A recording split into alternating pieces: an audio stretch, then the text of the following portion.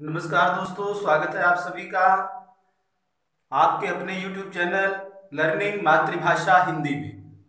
तो दोस्तों, हम कर रहे हैं व्याकरण। आज की कक्षा में हम व्याकरण आपको करवाएंगे और व्याकरण के अंतर्गत पिछले वीडियोस में भी हमने व्याकरण किया है, साथ साथ में सिलेबस चल रहा है पाठ्य पुस्तकों से भी। तो व्याकरण का जो आज टॉपिक हम लेकर के आए हैं दोस्तों, वो वह है वाक्य प्रकरण। वाक्य प्रकरण, वाक्य के बारे में आज हम चर्चा करेंगे कि वाक्य कहते किसे हैं, इसके महत्वपूर्ण जो तत्व हैं वो कौन कौन से हैं, और अर्थ के आधार पर वाक्य के कितने भेद हैं, रचना के आधार पर वाक्य के कितने भेद हैं और वो कौन कौन से हैं। ये सारी बातें दोस्तों वाक्य प्रकरण के अंतर्गत आती हैं। तो आपको जैसा पता ही है कि यह सारी चीजें जो मैंने आपको बताई, ये सारी चीजें एक वीडियो में संभव नहीं है। तो इसके लिए 2 वीडियो 3 वीडियो तो कम से कम लगेंगी, और इस टॉपिक को हम कंप्लीट तभी कर पाएंगे दोस्तों जब आप लोगों का सहयोग होगा। यदि आप समझना चाहते हैं, देखना चाहते हैं, तो शुरू से यानी वाक्य प्रकरण आज हम शुरू कर रहे हैं, अंत तक बने रहिएगा हमारे साथ। तो चलिए दोस्तों, ज्यादा समय न लेते हुए शुरू करते हैं आज का हमारा टॉपिक, जिसका शीर्षक है हमारे पास वाक्य प्रकरण। तो सबसे पहला प्रश्न आता है, वाक्य हम कहते किसे हैं। वाक्य क्या होता है? साधारण सी भाषा में यदि कहें, वाक्य की परिभाषा क्या बन जाएगी हमारे पास। यदि हम साधारण शब्दों में कहें तो इसकी परिभाषा दी जाती है कि शब्दों के सार्थक समूह को, शब्दों का जो सार्थक समूह होता है, शब्दों के सार्थक समूह को क्या कहते हैं दोस्तों? वाक्य कहते हैं, वाक्य कहते हैं। अब या शब्दों का वह समूह जो आपके अर्थ को स्पष्ट करने में सक्षम होता है। शब्दों का वह सार्थक समूह जो आपके जो आप बात कहना चाहते हैं, उसका अर्थ जो है वो स्पष्ट करने में सक्षम हो, उसके योग्य हो, उसको हम वाक्य कहते हैं, वह वाक्य के अंतर्गत माना जाता है। अब इसमें क्या कहा है? शब्दों का सार्थक समूह वाक्य कहते हैं। अब कुछ बच्चे जो है इसमें से क्या करेंगे? सार्थक को भूल जाएंगे। वो कहेंगे, यदि उनसे परिभाषा पूछी जाती है, वो कहेंगे शब्दों का समूह वाक्य कहलाता है। ऐसा नहीं है, शब्दों का समूह वाक्य नहीं है, शब्दों का सार्थक समूह है। अर्थात जिसका कोई निश्चित अर्थ निकल करके आता है, उसे ही हम जो है वाक्य के अंतर्गत मानते हैं, या वाक्य के अंतर्गत उसको रखा जाता है। ठीक है दोस्तों, जैसे यदि हम कहें अशोक पुस्तक पढ़ता है, अशोक पुस्तक पढ़ता है, तो यह जो बात हम आपको बताना चाहते हैं, जो बात बताई जा रही है अशोक के बारे में, वो हमें स्पष्ट हो रही है। अब यहाँ पर सार्थक शब्दों का समूह है जो हमें अर्थ की स्पष्टता जो है यहाँ बता रहा है, इसलिए यह वाक्य के अंतर्गत आता है। अब कई बार क्या होता है दोस्तों, जब हम वार्तालाप में, जब हम बातचीत कर रहे हो, तो जरूरी नहीं है कि वो पूरे शब्द हमारे पास हो तभी हम वाक्य बन जाएगा। जैसे हम एक शब्द से भी हमारा जो है अर्थ वो समझ आ जाता है, अर्थबोध हमें हो जाता है। जैसे आपसे प्रश्न पूछा जाता है, वाक्य पूछा जाता है, आप कहाँ गए थे, तो यह प्रश्न है, तो आप इसका उत्तर लिखेंगे दिल्ली। तो यहां पर आपने इसका उत्तर लिख दिया दिल्ली। अब ये चीजें वार्तालाप में चलेंगी, यानी जब आप बातचीत कर रहे होंगे, वार्तालाप में एक शब्द भी जो है वो वाक्य का काम कर जाता है, अर्थात एक शब्द से ही हमें अर्थबोध जो है वो हो जाता है। आप कहां गए थे? दिल्ली। तो हमें समझ आ गया कि सामने वाला दिल्ली गया था। सही वाक्य होगा कि मैं दिल्ली गया था, किंतु हम यह कहने के बजाय केवल दिल्ली शब्द से ही अपने वाक्य का अर्थ जो है वो स्पष्ट कर देते हैं। या दूसरा वाक्य ले सकते हैं, घर में कौन बीमार है, आपके घर में कौन बीमार है, तो इसका उत्तर क्या होगा? मेरे घर में मेरी माताजी बीमार हैं। लेकिन यदि वार्तालाप में हम बात कर रहे हैं, आपके घर में कौन बीमार है, तो मैं कहूंगा माताजी। तो माताजी से ही हमें जो है अर्थबोध हो जाता है कि घर में जो है माताजी बीमार है। ठीक है दोस्तों, अब हम बात करते हैं इसके तत्वों की। कि वाक्य के जो महत्वपूर्ण तत्व है वे कौन कौन से हैं और वो कितने आवश्यक हैं एक वाक्य के निर्माण में, एक वाक्य को निर्मित करने में, उसके बारे में हम चर्चा करेंगे। वाक्य के तत्व कौन कौन से हैं। तो दोस्तों वाक्य के तत्व जो है, वाक्य के 6 तत्व हैं। वाक्य कितने तत्व हैं? 6 तत्व हैं। इन 6 तत्वों के माध्यम से जो है वाक्य का निर्माण होता है। अभी आपको लगता है कि वाक्य तो ऐसे ही बन जाते हैं, ऐसा नहीं है, ये बारीकियां हैं वाक्य प्रकरण के अंतर्गत हम लोग पढ़ रहे हैं। सबसे पहला जो पॉइंट आता है हमारे पास वो आता है योग्यता। सॉरी, पहला जो आता है हमारे पास वो आता है सार्थकता। क्या आता है? सार्थकता। सार्थकता में यानी आपका जो वाक्य है उसमें सार्थकता होना बहुत जरूरी है, उसमें जो शब्द हैं वह सार्थक होने जरूरी है। ये पहला मापदंड है इसका। वाक्य का जो पहला तत्व है वह सार्थकता। यदि उसमें सार्थक वह नहीं है, निरर्थक है, तो वाक्य की श्रेणी में वह नहीं आता है। ठीक है, सार्थकता होनी बहुत जरूरी है, अति आवश्यक है। लेकिन कभी कभी क्या होता है, निरर्थक शब्द भी जो है वो किसी का सूचक बन करके आते हैं। जैसे क्या झिक झिक, क्या झिक झिक लगा रखी है, क्या झिक झिक लगा रखी है। अब यहां पर झिक झिक जो शब्द है यह निरर्थक है, लेकिन यहां पर यह सूचना देने के लिए प्रयोग किया गया है, एक सूचक के रूप में प्रयोग किया जा रहा है। क्या झिक झिक लगा रखी है, यह सूचना किसके बारे में? या तो कोई बातचीत कर रहा है, या कोई खुसर फुसर कर रहा है, या उसका काम में ध्यान नहीं है। तो ये कई संदर्भों में हम जो है ये हमें सूचना देने का काम करता है। ठीक है दोस्तों, दूसरा जो पॉइंट है हमारे पास, दूसरा पॉइंट आ जाएगा हमारे पास योग्यता। क्या आ जाएगा? योग्यता यानी क्षमता, जिसको हम कहते हैं योग्यता यानी क्षमता। योग्यता में क्या होगा? वाक्य में प्रत्येक शब्द में प्रकरण के अनुसार, वाक्य में जो भी शब्द प्रयोग किया गया है उस शब्द के अंदर प्रकरण के अनुसार अर्थ देने की क्षमता या योग्यता जो है होनी चाहिए।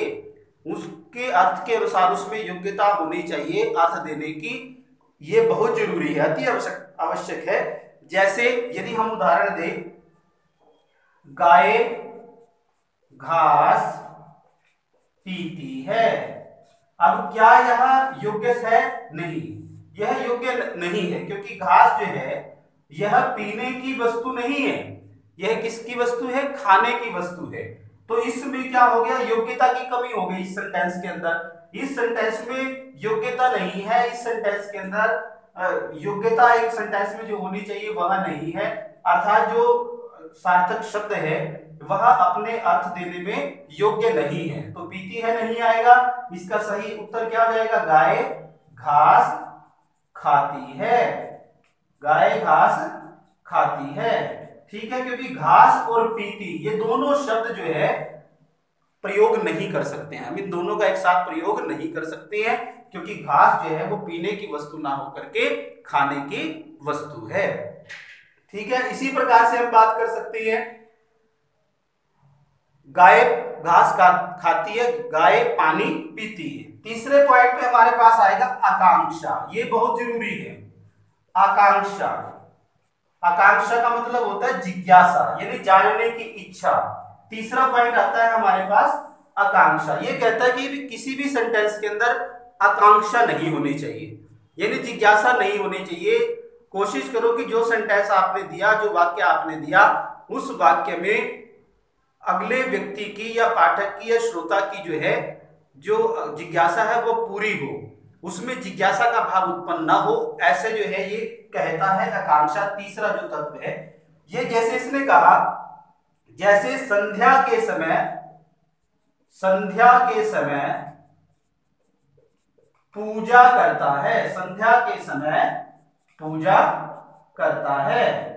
अब देखिए, संध्या के समय पूजा करता है। आप इस सेंटेंस को पढ़कर कैसा लग रहा है? संध्या के समय पूजा करता है। अब हमारे भीतर सेंटेंस को पढ़ते ही जिज्ञासा उत्पन्न होती है, आकांक्षा बढ़ती है, इच्छा बढ़ती है कि इसका कर्ता कौन है। अर्थात यहां पर कर्ता को जानने की इच्छा जागृत होती है। ठीक है, जानने की आकांक्षा उत्पन्न होती है, तो यह नहीं होना चाहिए। ठीक है, आप स्पष्ट करेंगे, पूरा जो है आकांक्षा से रहित होना चाहिए सेंटेंस जो होगा आपका। संध्या के समय पूजा करता है, तो हम लिखेंगे, अब करता कि यहाँ सही वाक्य क्या होगा, पंडित जो है वो संध्या के समय पूजा करता है। अब हमारे भीतर आकांक्षा नहीं रही। यदि हम यहाँ पर लगा दें, पंडित लगा दें, पंडित जो है वो संध्या के समय पूजा करता है, तो ये वाक्य पूर्ण हो जाता है, इसमें आकांक्षा का भाव नहीं रहता है। ठीक है दोस्तों, समझ आ रहा होगा आपको। इसके बाद नेक्स्ट पॉइंट है हमारे पास आसक्ति। चौथा पॉइंट है आसक्ति या निकटता, जिसको हम कहते हैं निकटता या समीपता। तीसरा एक और नाम भी है इसका, सन्निधि। क्या नाम है? सन्निधि। यह भी जो है इसका नाम है सन्निधि। यह भी जो है उसके अंदर बहुत जरूरी है, बहुत अति आवश्यक जो है तत्व माना जाता है वाक्य का, आसक्ति या निकटता या सन्निधि। अर्थात जो हम शब्द वाक्य में प्रयोग करते हैं, उन शब्दों में, वाक्य में जो प्रयुक्त शब्द हैं उनके अंदर दूरी नहीं होनी चाहिए, उनके अंदर आसक्ति होनी चाहिए, उनके अंदर निकटता होनी चाहिए, उनके अंदर सन्निधि होनी चाहिए, अर्थात वो पास पास होने चाहिए। ऐसा नहीं कि हमने वाक्य में जो शब्द प्रयोग किए हैं उनमें उचित अंतर ना बना करके हम जो है बहुत ज्यादा अंतर कर देते हैं, तो इससे क्या होता है, अर्थ बोध में समस्या उत्पन्न हो जाती है। हमें अर्थ बोध जो है वो स्पष्ट नहीं हो पाता है कि उसमें वो क्या कहना चाहता है। तो जैसे इसने कहा, वाक्य में प्रयुक्त शब्दों में परस्पर निकटता का भाव होना बहुत जरूरी है, निकटता होनी बहुत जरूरी है। लिखते समय हमें विराम चिन्हों का प्रयोग करना चाहिए। जब हम लिखते हैं तो हमें क्या करना चाहिए, विराम चिन्हों का प्रयोग जरूर करना चाहिए, इस बात का विशेष ध्यान रखना है, तभी जो है हम आसक्ति या निकटता सन्निधि बनाए रखने में योग्यता प्राप्त कर सकते हैं। 5वां नंबर पर आता है हमारे पास पदक्रम। पदक्रम यानी जो वाक्य में आपने शब्दों का प्रयोग किया है वह पद है, उनका पदों का जो क्रम है वह सही होना चाहिए, सटीक होना चाहिए, उलट पुलट नहीं होना चाहिए कि पहला हमने कुछ आगे लिख दिया, कोई पीछे लिख दिया, उससे भी क्या होगा, अर्थ बोध में जो है दिक्कत आएगी, समस्या उत्पन्न होगी, वो समझ नहीं आएगा।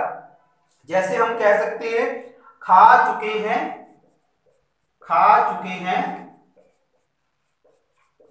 खाना सभी व्यक्ति।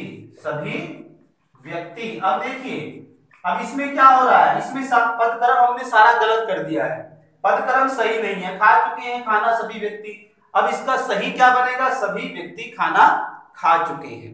या इसके अनुसार हम दूसरा कह सकते हैं, गाय को काटकर घास खिलाओ। अब देखिए, आपको हंसी भी आ रही होगी, गाय को काटकर घास खिलाओ। अब हमने पदक्रम सही नहीं किया है, जिससे क्या हो रहा है, ये हास्यास्पद हो जाता है हमारे लिए। गाय को काटकर घास खिलाओ, ये हमारे लिए हास्यास्पद हो गया क्योंकि इसका पदक्रम हमने सही नहीं किया है। गाय को काट ही दिया तो घास किसको खिलाएंगे, तो हम क्या लिखेंगे, गाय को घास काटकर खिलाओ, ये आएगा, इसका सही क्या हो जाएगा, गाय को घास काटकर खिलाओ। ठीक है, इसी प्रकार से बच्चे को गर्म करके दूध पिलाओ। अब बच्चे को गर्म नहीं करना है, बच्चे को दूध गर्म करके पिलाओ, ऐसे लिखेंगे हम। ठीक है, तो ये क्या है, पदक्रम जो हमारे पास 5वें नंबर पर है। 6ठे नंबर पर हमारे पास आता है दोस्तों अन्वय। अन्वय का मतलब होता है तालमेल, या जिसको हम कह सकते हैं मेल। मेल होना बहुत जरूरी है, अति आवश्यक है। मेल नहीं होगा तो वाक्य में यदि लिंग अलग है, लिंग, वचन, कारक का, पुरुष का, काल का, इनका आपस में मेल होना बहुत जरूरी है। ठीक है, जैसे क्रिया के साथ अनुकरणात्मक मेल होना चाहिए। उदाहरण के लिए हम इसको देख सकते हैं, इसी उदाहरण को, जैसे लड़की खेल रहा है, लड़की खेल रहा है। ठीक है, अब क्या इसमें अन्वय है, क्या कर्ता के साथ क्रिया मैच कर रही है, यहां लड़की है, यहां स्त्रीलिंग है, यहां पर क्रिया पुल्लिंग में हो जाती है, तो दोनों का मेल नहीं है। तो ये क्या हो गया, इसमें अन्वय की कमी है, इसमें मेल नहीं है, इसमें तालमेल नहीं है। कर्ता का, लिंग का, वचन का, कारक का, काल का आपस में अन्वय होना बहुत जरूरी है। लड़की खेल रही है। तो ये हमारे पास जो है 6 तत्व हैं। इस कक्षा में हमने पढ़ा वाक्य की परिभाषा क्या है, इसके बाद हमने पढ़ा वाक्य के 6 तत्व हैं, अति महत्वपूर्ण है, जिनसे वाक्य का निर्माण होता है, वाक्य बनते हैं। ये 6 चीजें, 6 पॉइंट्स उसके अंदर होने बहुत जरूरी है, तभी वाक्य को आप समझ पाएंगे।